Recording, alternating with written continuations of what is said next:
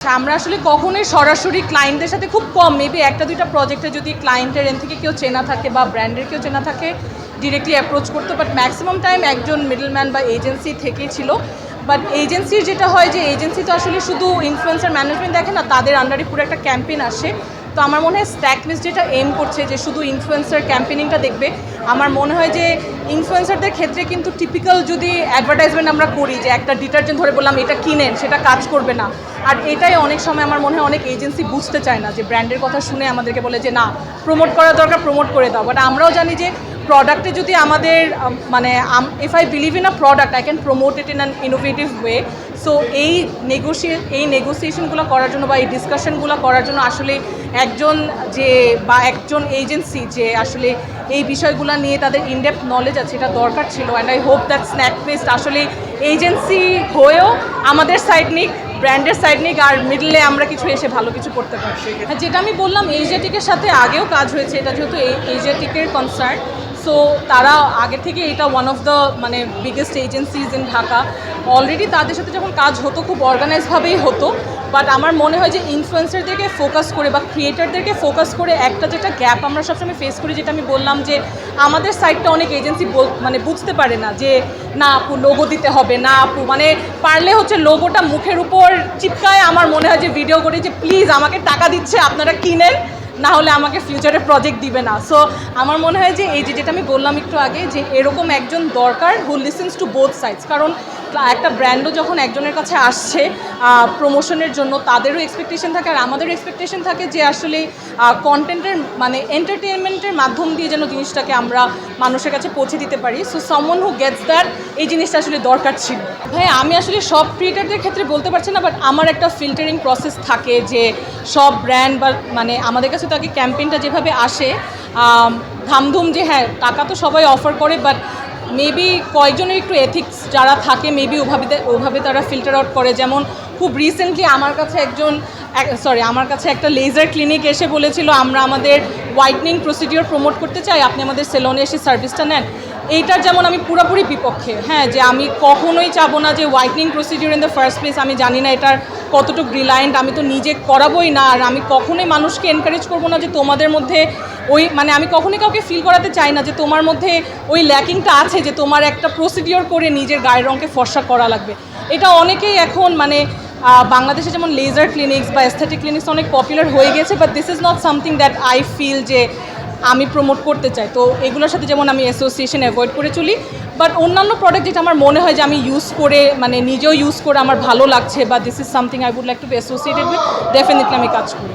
ভাইয়া ডিপেন্ড করে যেই ব্র্যান্ডরা আমাদেরকে দেয়। মনে করেন আমার সাথে রিসেন্টলি একটা অ্যারোসোল ব্র্যান্ডের কাজ হয়েছে, তারা আমাকে প্রায় 20 বোতল অ্যারোসোল দিয়েছে। এখন এটা আবার বেশি 20 বোতল অ্যারোসোল দিয়ে আমি সারা বছর মশা মারলেও আমার অ্যারোসোল শেষ হবে না।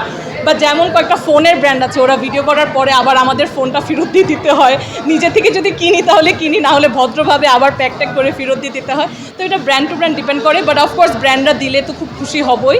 হ্যাঁ অনেক হয় আমার।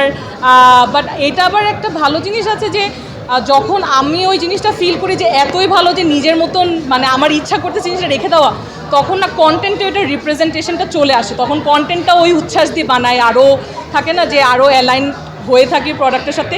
ওই প্রোডাক্ট ফেরত পাঠাই দিলেও আবার নিজে থেকে গিয়ে কিনি। যেমন বম্বে সুইটস আমার অনেকবার তাদের সাথে কোলাবোরেশনের পরে তারা আমাকে এক বক্স জাস্ট চিপস পাঠাই দিয়েছিল, ওইটা 2 রাতও টিকে নাই। তো এরকম যখন ব্র্যান্ডরা করে খুব ভালো লাগে যে আচ্ছা ঠিক আছে। আমি সবচেয়ে মজা পাই পার্লারদের সাথে কোলাবোরেট করে। তো পাউডার রুম একটা আছে গুলশানে, ওরা যেমন আমি ওদের সার্ভিস জেনুইনলি খুব ভালো। আর ওদেরকে যখন একটু প্রমোট করেছিলাম আপু খুশি হয়ে মানে ওনার যে এশার রুজতে আমাকে সবসময় বলে তুমি এসে যে কোনো টাইম সার্ভিস দে। আচ্ছা ঠিক আছে, সারা জীবনের জন্য আমার ফেশিয়াল ওয়্যাক্সিং থ্রেডিং সেট।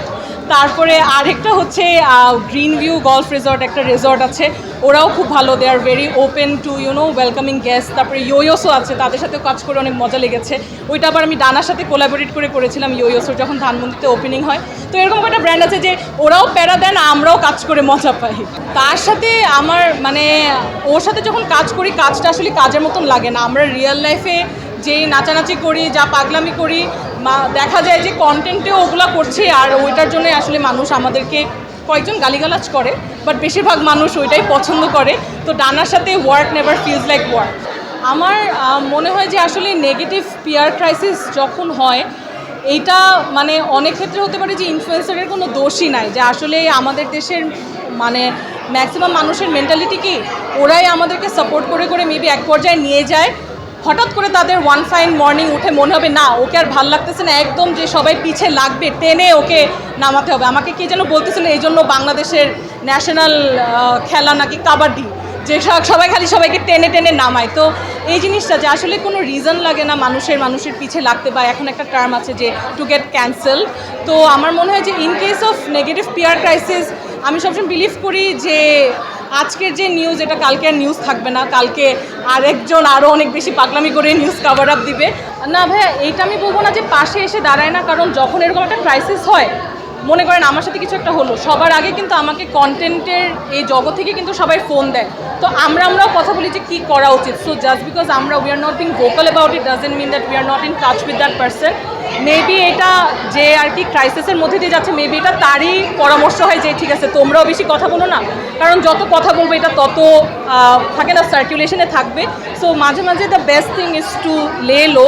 তো এটা ওদের সাইড থেকেই আর কি অ্যাডভাইসটা আসে যে তোমাদের কিছু বলার দরকার নাই, আমি দেখতেছি ব্যাপার। সিনেমাতে ইচ্ছা আছে, নাটকে অনেক নাটকের আসলেই আমার মনে হয় যে এখন বাংলাদেশের সিনেমার সিনটা আরও অনেক বেশি বুম করছে, আর সিনেমার গল্পের মধ্যে আমার মনে একটু ভেরিয়েশন নিয়ে আসা উচিত। আর সিনেমার স্ক্রিনে না আমরা আসলে অ্যাক্ট্রেসদেরও এত বেশি রিপ্রেজেন্টেশন দেখি না, সবাই চিকন, সবাই সুন্দর, সবাই ফর্সা।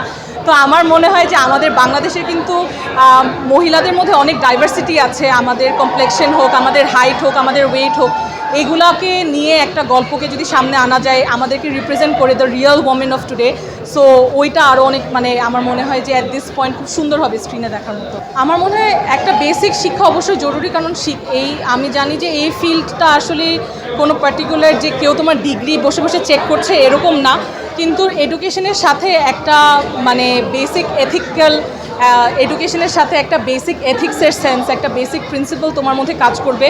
আর যখন তোমার একটা প্ল্যাটফর্ম হয়ে যাবে, that will help you to monitor your own contents. আর যারা আসতে যাচ্ছে আমার অ্যাডভাইস এটাই হবে to not overthink it. Mic লাগবে, ক্যামেরা লাগবে, লাইট লাগবে, কিছুই লাগবে না, ফোনটা অন করো, কথা বলা শুরু করো, ভিডিওস বানানো শুরু করো, I am sure you'll go a long long. বলতে তো অনেক কিছু ইচ্ছা হয়, মাঝে মাঝে বলেও ফেলি, হ্যাঁ, কিন্তু আমি বলবো যে সবসময় নেগেটিভের চেয়ে বেশি সবসময় পজিটিভটার উপর ফোকাস করা উচিত। যদি আমাকে 10 জন গালি দেয়, একজন না হলেও আমাকে প্রেজ করে থাকে, আর আমার মনে হয় প্রেজের উপরেই ফোকাস করে কাজটা মানে কন্টিনিউ করা উচিত।